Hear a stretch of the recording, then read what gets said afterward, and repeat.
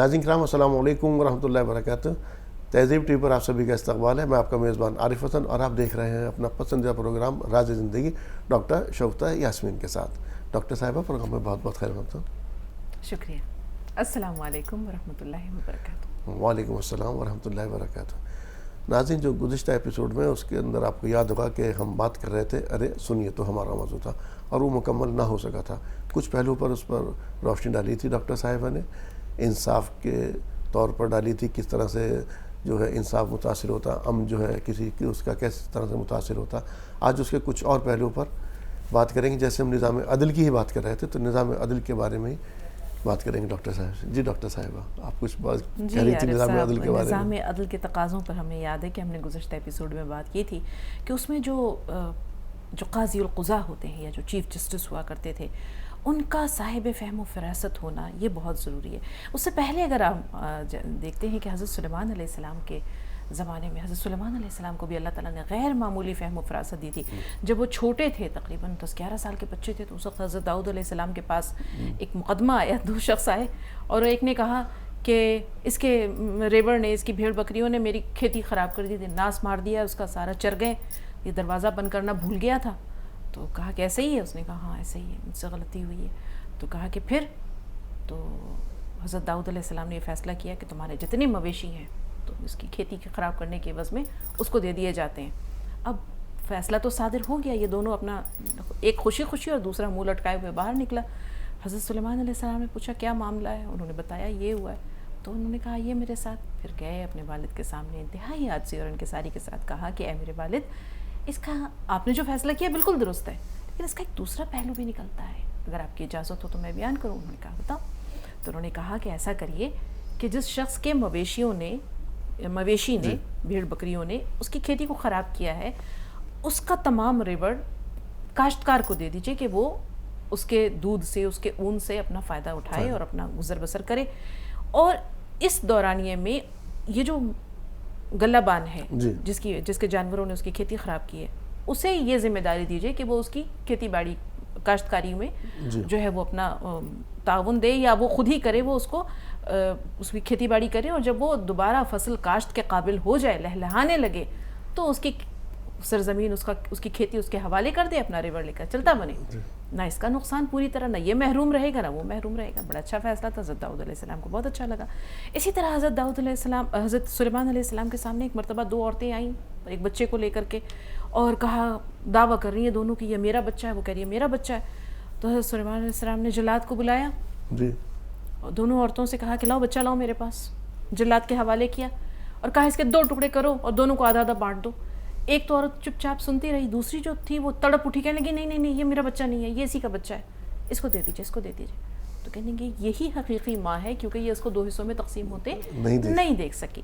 تو عدل کے بہت تقاضے ہیں, لیکن بات وہی ہے کہ جو حاکم ہے, جو عادل ہے, جو قاضی ہے, اس کا صاحب فہم و فراست ہونے کے ساتھ, دور اندیش ہونے کے ساتھ ساتھ اس کا ایک اچھا لسنر ہونا یہ بہت ضروری ہے کہ وہ پوری بات تو سنے اس سے پہلے کہ وہ فیصلہ صادر کر دے. ہمارے یہاں یہ ہوتا ہے کہ فیصلہ سننے سے پہلے ہی جو ہے وہ ہم فیصلہ صادر کر دیتے ہیں. بہت سے لوگوں کو کہا جاتا ہے کہ اچھا ہے کہ آپ جو ہے وہ جسٹس نہیں ہیں, آپ ایڈوکیٹ نہیں ہیں, اس سے پہلے کہ آپ پوری بات سنتی ہیں آپ فیصلہ سنا دیتی ہیں, کسی کو آپ لٹکا دیتی ہیں. تو بہت سے لوگ ایسے ہوتے ہیں جو کہ بات سنے بغیر ایک قیاس لگاتے ہیں اور فیصلہ بھی صادر کر دیتے ہیں. تو دیکھیے ہوتا یہ ہے کہ بحث جیت جانا ضروری نہیں ہے, کبھی کبھی ہم ہار کر بھی جیتتے ہیں, اور بحث ہار جانا دراصل جیت جانا ہے. کبھی ہوتا یہ ہے کہ ہم سامنے والا اپنی لاکھ دلیلیں دے, 1000 طاقت ہو 100 دلیلیں, پھر بھی لہجے میں عاجزی سے ادب کی لذت دعا کی خوشبو بسا کے رکھنا کمال ہے. تو لاکھوں دلیلیں ہوں لیکن اگر وہ بے بنیاد ہیں, کھوکھلی ہیں, غیر معتبر ہیں, تو ایسے میں انسان چپ کر جائے اور کوئی ایسی بات کہہ جائے جو 100 دلیلیں دینے والا بھی یہ سوچے کہ اس کی ایک بات میں اتنا وزن تھا کہ میں مغلوب ہو گیا, اس نے مجھے جیت لیا. تو دوسروں کے دل کو جیت لینا, خواہ وہ خاموشی سے جیتے چاہے وہ ایک چھوٹے سے جملے سے جیتے. تو سب سے بڑی بات یہ ہے کہ ہم مخالف کو مد مقابل کو اپنا بنا لیں. اور اپنا بنانے کا ہنر یہ آج کے دور میں بہت ناپید ہے. آج لوگوں میں ایگو ہے. لوگ اپنی ایگو کی وجہ سے سناتے ہیں اور سناتے چلے جاتے ہیں. دوسروں کی سننے کو تیار نہیں ہوتے.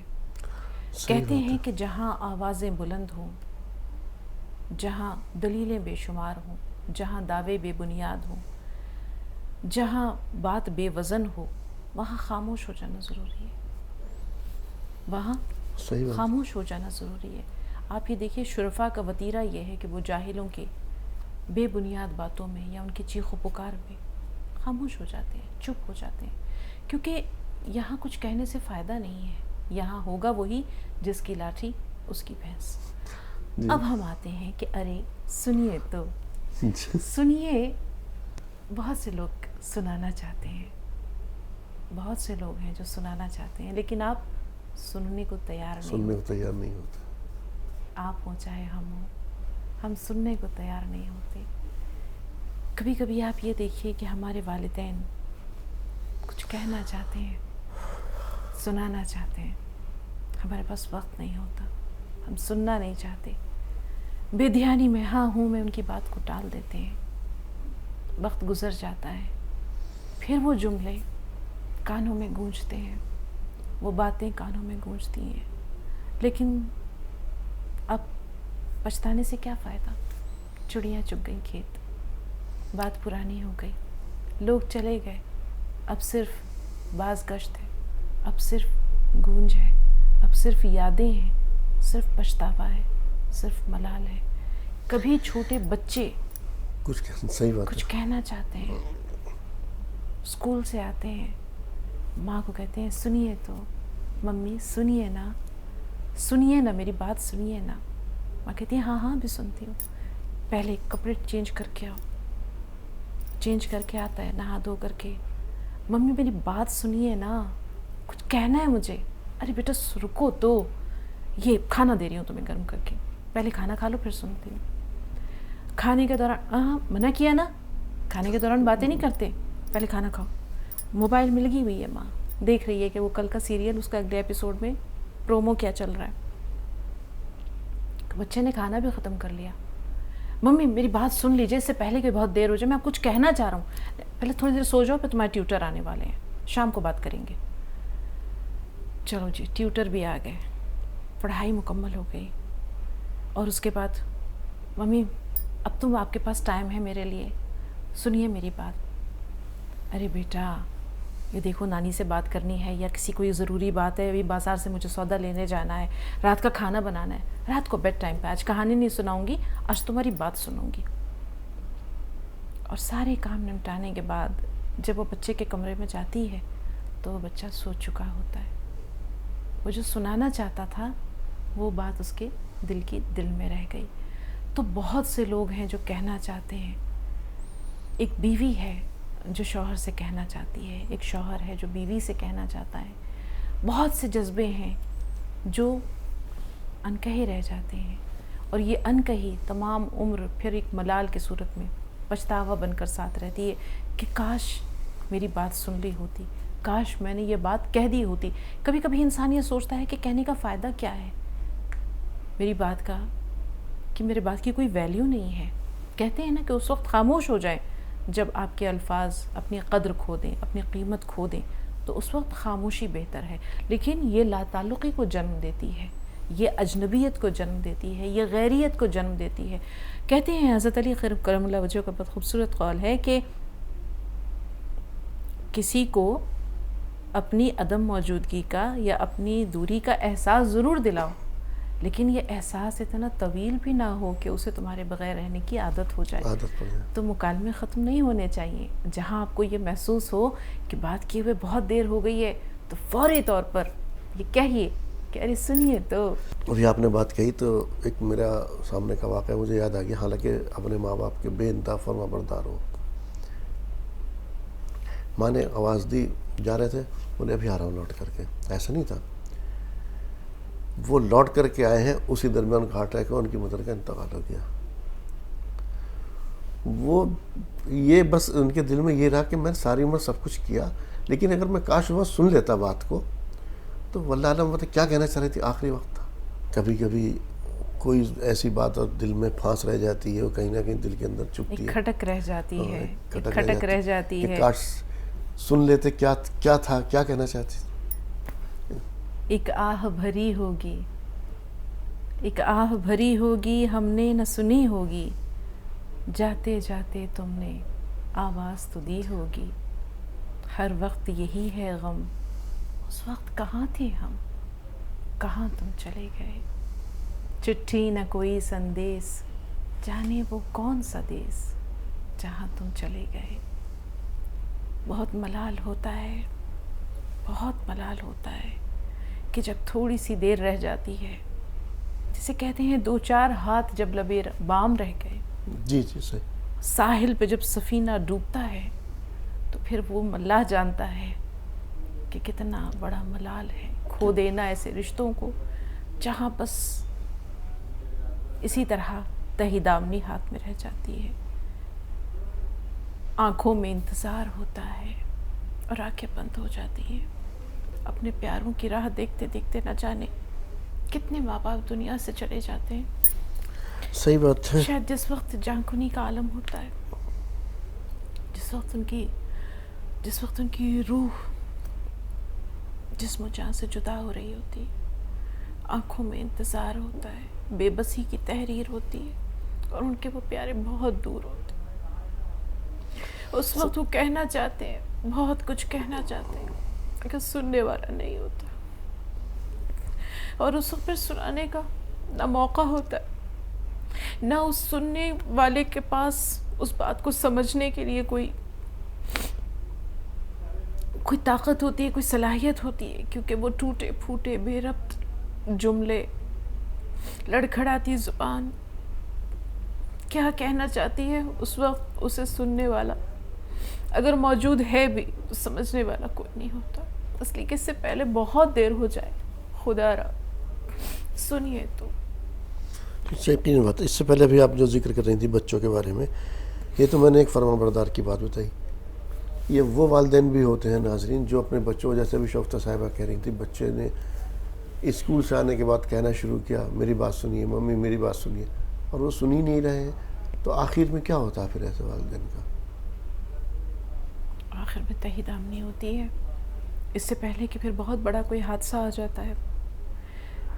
آپ کو وہ یاد ہوگا قصہ چھوٹا سا, اس سے پہلے کہ ہم اور آگے اس لا تعلقی کہیے, تغافل کہیے, تجاہل کہیے, بے اعتنائی کہیے, نظر انداز کرنا, رشتوں کو حقیر جاننا, اس کے انجام پہ بات کریں. ایک بوڑھا شخص اپنے بچے کے ساتھ, اپنے نوجوان بیٹے کے ساتھ پارک میں بیٹھا ہوا تھا. وہ بوڑھا شخص جو ہے وہ نوجوان سے, اپنے بیٹے سے کہتا ہے کہ بیٹا یہ کیا ہے؟ کہتا ہے پاپا یہ چڑیا ہے. تھوڑی دیر کے بعد وہ نوجوان اپنے کسی کام میں لگا ہوا تھا, اپنے گود میں لیپ ٹاپ رکھ کے کام کر رہا تھا. وہ باپ پھر تھوڑی دیر بعد بیٹے سے پوچھتا ہے بیٹا یہ کیا ہے؟ تو کہتا ہے پاپا ابھی تو بتایا یہ چڑیا ہے. پھر اپنے کام میں لگ گیا. وہ بوڑھا پھر تھوڑی دیر ایسے ہی ادھر دائیں بائیں خلا میں گھومتا رہا, ڈھونڈتا رہا. پھر اسے ایک چڑیا پھدکتی ہوئی نظر آتی ہے. وہ کہتا ہے بیٹا یہ کیا ہے؟ کہتا ہے پاپا ابھی آپ کو بتایا ہے, تیسری مرتبہ بتا رہا ہوں, چڑیا ہے. پھر وہ اپنے کام میں لگ گیا. تھوڑی دیر بعد باپ نے پھر ایک چڑیا پھدکتی دیکھی. اس نے کہا بیٹا یہ کیا ہے؟ تو اس نے جھلا کر اپنا لیپ ٹاپ بند کیا اور کہا ابھی آپ کو بتایا چڑیا ہے, چڑیا ہے, چڑیا ہے, کتنی بار کہوں چڑیا ہے. تو جو بوڑھا باپ تھا نا, اس نے کہا کہ بیٹا اسی پارک میں آج سے 25 سال پہلے تم بہت چھوٹے سے تھے, میں اور تم یہاں آتے تھے, تم کھیلا کرتے تھے اور میں تمہیں کھیلتے دیکھتا تھا یا میں تمہارے ساتھ کھیلا کرتا تھا. تو تم نے مجھ سے 50 مرتبہ پوچھا تھا پاپا یہ کیا ہے, پاپا یہ کیا ہے, توتلی زبان میں, اور میں تمہیں یہی کہتا تھا بیٹا یہ چڑیا ہے. آج تم 4 بار میں اوب گئے, تم تھک گئے, میں 50 مرتبہ میں نہیں اوبا, میں 50 مرتبہ میں جو ہے وہ بیزار نہیں ہوا. تو بنیادی بات یہ ہے کہ آپ اس رشتے کو کتنی گہرائی سے لیتے ہیں. رشتوں کا تقدس ہوتا ہے, اس میں سنجیدگی ہوتی ہے. رشتے اظہار چاہتے ہیں, محبت اظہار چاہتی ہے. پودے کو آپ پانی نہ دیں, ایک دن وہ آپ کو ٹھیک لگے گا، اگلے دن سے وہ اس کی پشمردہ ہونا شروع ہوگا، یہاں تک کہ وہ پیلا پڑ جائے گا، مرجھا جائے گا، ختم ہو جائے گا۔ جذبے بھی اظہار کا پانی چاہتے ہیں، بالکل صحیح۔ جذبے بھی اظہار چاہتے ہیں۔ ان جذبوں کو جب ہم خاموشی کا لبادہ اڑا دیتے ہیں، جب ان پر ہم برف کی چادر سے ان کو ڈھک دیتے ہیں، تو پھر ان میں زندگی کی حرارت آپ کو کہاں سے ملے گی؟ صحیح بات ہے۔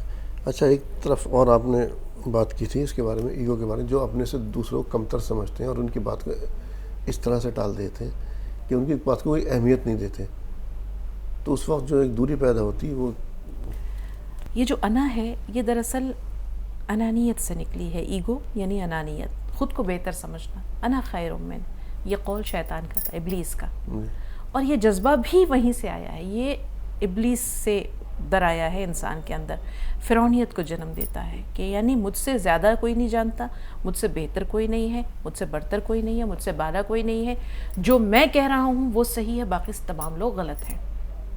جی، جو میں کہہ رہا ہوں وہ صحیح ہے، باقی تمام لوگ غلط ہیں۔ ایسا شخص، دراصل یہ ٹاکسک پرسنالٹیز ہوتے ہیں، یہ وہ لوگ ہوتے ہیں جن کے اندر اس حد تک نیگیٹیوٹی ہوتی ہے، جن کے اندر اتنا زہر جمع ہوتا ہے کہ اگر یہ جس خاندان یا جس گھر میں ہوتے ہیں وہاں کوئی مثبت پہلو، محبت، شفقت، تمام وہ جذبے جو زندگی اور انسانیت کی بقا کے ضامن ہیں، جی، وہ پنپتے نہیں ہیں۔ اگر وہ ہوتے بھی ہیں تو وہ دھیرے دھیرے مرجھاتے مرجھاتے ختم ہو جاتے ہیں اور شیرازہ بکھر جاتا ہے۔ کیونکہ اگر ایسا شخص ایک گھر کے، جسے ہم یہ کہہ سکتے ہیں کہ سربراہ کی حیثیت سے ہو، ہیڈ آف دا فیملی کے روپ میں ہو، وہ بیوی پر بھی ایک ڈکٹیٹر کے روپ میں مسلط رہے گا۔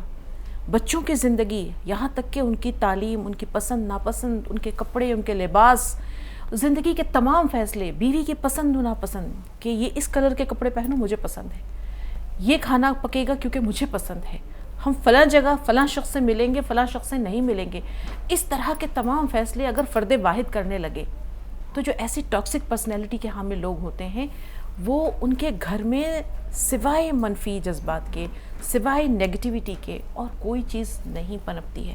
ایسا شخص جب زندگی سے دور ہو جاتا ہے پھر آپ دیکھیں گے کہ وہ گھر وقتی طور پر پریشان تو ضرور ہوتا ہے، وہ مالی صعوبتیں ہوں، وہ انہیں ایک پروٹیکشن کا احساس ہوتا ہے، گھر کا سربراہ ایک طرح سے گھر کا کو پروٹیکشن تو ضرور دیتا ہے، لیکن جو باد سموم چلتی ہے، جو زہریلی اور گرم ہوائیں ہوتی ہیں، جو ننھے منھے پودوں کو پنپنے نہیں دیتی ہیں، وقت سے پہلے وہ کملا جاتے ہیں، وہ کہیں نہ کہیں جب سر اٹھانے لگتے ہیں، زندگی جینے کا ہنر انہیں آنے لگتا ہے، حالات سے لڑنے کا حوصلہ پیدا ہوتا ہے اور اپنی ذات پر ان کو یہ احساس ہوتا ہے کہ ہاں میں یہ کر سکتا ہوں، تو جب اپنی خودی کو وہ بھانپ لیتے ہیں تو پھر وہ کسی نہ کسی منزل تک بھی پہنچ جاتے ہیں کیونکہ وہ راز حیات پا لیتے ہیں۔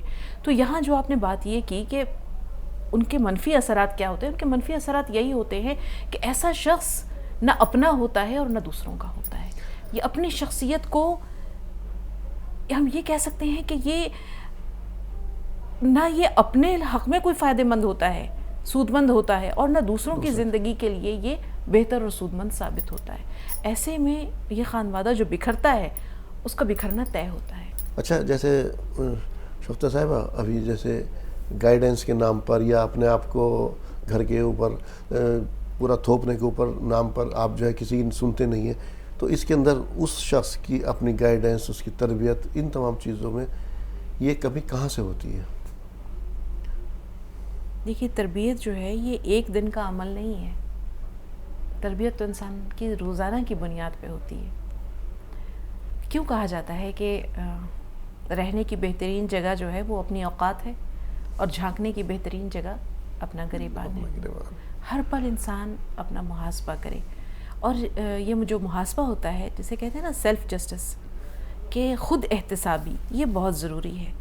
ایک انسان کی گرومنگ نہیں ہوتی ہے، جس انسان کی گرومنگ نہیں ہوتی ہے اس کے اندر یہ کمی یا خامی، بڑ بولا پن، بہت زیادہ بولنا، اپنی بات کو تھوپنا، مد مقابل کو ہر وقت اس کے اندر مقابلہ آ رہی کہ آج تو میں نے فلاں کو پست کر دیا, میں نے فلاں کو ہرا دیا, میں تو اسے چٹکیوں میں جو ہے وہ زیر کرنے کا ہنر جانتا ہوں, میرے آگے تو کوئی ٹک نہیں پاتا ہے. دھیان آ گیا کہ جو شعراء کرام ہوتے ہیں جی انہیں اپنا کلام سنانے کا بڑا شوق ہوتا ہے. جی کوئی مل گیا, ارے یہ ذرا سنو تو میں نے کیا کلام وضع کیا ہے, کل رات یہ شعر موضوع ہوا ہے.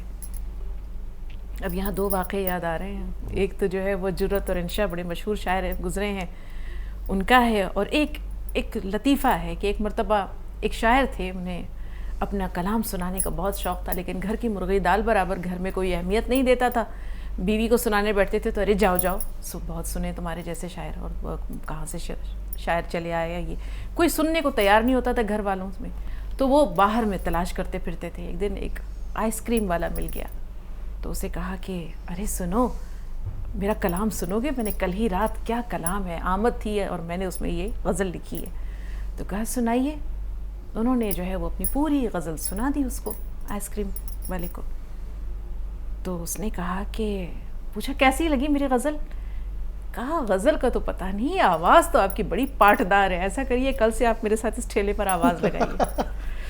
تو یہ تو ایک شعر, یہ تو ایک لطیفہ تھا, جوک تھا. اب شاعر کو یہ فکر ہوتی ہے کہ کلام کیسے مکمل ہو, اور اپنے سنانے کی بھی جلدی ہوتی ہے, اور میرا شعر کہیں کوئی چھین نہ لے, اس کا بھی جو ہے وہ دھڑکا لگا رہتا ہے. تو جرت اور انشاء اللہ خان انشا جانتے ہیں لوگ, بڑے مشہور شاعر گزرے ہیں, لکھنوی دبستان لکھنؤ کے بڑے مشہور شعراء ہیں یہ دونوں. جرت جو تھے یہ نابینا تھے, انہیں دکھائی نہیں دیتا تھا. تو ایک مرتبہ انشا پہنچے جرت کے پاس تو کہنے لگے کیا بات ہے دوست, کیا بات ہے یار, بڑے فکر مند نظر آ رہے ہو. اور واقعی وہ بڑے گہری سوچ میں مبتلا تھے, ایسا لگتا تھا جیسے گہری فکر ہے, ان پہ کوئی طاری ہے, کچھ سوچ رہے ہیں. تو انشا نے کہا کیا بات ہے, بڑے مہموم نظر آ رہے ہو, کس فکر میں گم ہو. تو انہوں نے کہا کہ ایک مصرع تو ہو گیا ہے, دوسرا نہیں ہو رہا. تو انہوں نے کہا کہ اچھا سناؤ تو. کہا نہیں میں تمہیں نہیں سناؤں گا, تم دوسرا مصرع لگا کر میرا شعر چھین لو گے. تو انہوں نے کہا نہیں چھینتا, تم سناؤ تو صحیح. تو جرت نے سنایا کہ اس زلف پہ پھبتی شب دیجور کی سوجھی. شب دیجور یعنی گھٹا ٹوپ اندھیرا, تو محبوب کے زلفوں کو گھٹا ٹوپ اندھیرے سے تشبیہ دے رہے ہیں. اس زلف پہ پھبتی شب دیجور کی سوجھی. تو انشا جھٹ سے بولے اندھے کو اندھیرے میں بڑی دور کی سوجھی. تو انشا آگے بھاگے, اور جرت جو ہے وہ لاٹھی لے کر کے لاٹھی ٹیکتے ہوئے ان کے پیچھے بھاگے. تو یہ تو بات ہو رہی ہے کہ کسی کو کہنے کا موقع نہ دینا. دیکھیے بنیادی چیز یہ ہوتی ہے, یہ تربیت, اس میں تربیت کا بہت عمل دخل ہے. بچوں کو جب ہم ہر چیز کے سلیقے سکھاتے ہیں, جب گرومنگ ہوتی ہے, جب آپ یہ دیکھیے اپنی بات کس کو بری لگتی ہے, اپنی بدبو کس کو بری لگتی ہے. بدبو منہ سے آ رہی ہے, انسان کو محسوس نہیں ہوتی, اپنے وجود سے آ رہی ہے, محسوس نہیں ہوتی, لیکن ساتھ میں اگر کسی شخص سے کوئی ناگوار سی مہک محسوس ہوتی ہے تو فوری طور پر چہرے کو ڈھکتے ہیں, ناک کو چھپاتے ہیں, ناگواری کا احساس ہوتا ہے. تو اپنی بات کسی کو بری نہیں لگتی, لیکن دوسرے کی بات فوری طور پر بری لگ جاتی ہے. اسی طرح اپنی سنانے سے پہلے دوسرے کی سننا بھی چاہیے. دوسرے کا حال دل سننا, کسی کی غم گساری کرنا, یہ تو صدقہ بھی ہے, اور اس میں سب سے بڑا جو فریضہ ہے یہ ماں باپ کا ہوتا ہے. جس طرح دوسری چیزوں کی گرومنگ کی جاتی ہے, بچوں کو تربیت دی جاتی ہے, وہیں گفتگو کے آداب میں یہ بھی سکھانا چاہیے کہ جب تک سامنے والا شخص اپنی گفتگو مکمل نہ کر لے, پوری بات کنکلوڈ نہ کر لے, تب تک اپنی بات نہ کہو. سوال ذہن میں ابھرتا ہے, لیکن جب تک وہ بات مکمل نہیں ہو, سوال نہیں داغنا چاہیے, بات کو درمیان میں نہیں کاٹنا چاہیے, درمیان میں نہیں ٹوکنا چاہیے. یا اگر ٹوک بھی دیا ہے, انسان جلد باز ہے, اتفاق سے اس کے منہ سے کوئی بات نکل گئی, لیکن ایک جسے کہتے ہیں کہ اخلاق کا تقاضا یہ بھی ہے کہ فوری طور پر یہ کہے معذرت, قطع کلامی کے لیے معذرت, آپ کچھ کہہ رہے تھے, ذرا اپنی بات مکمل کر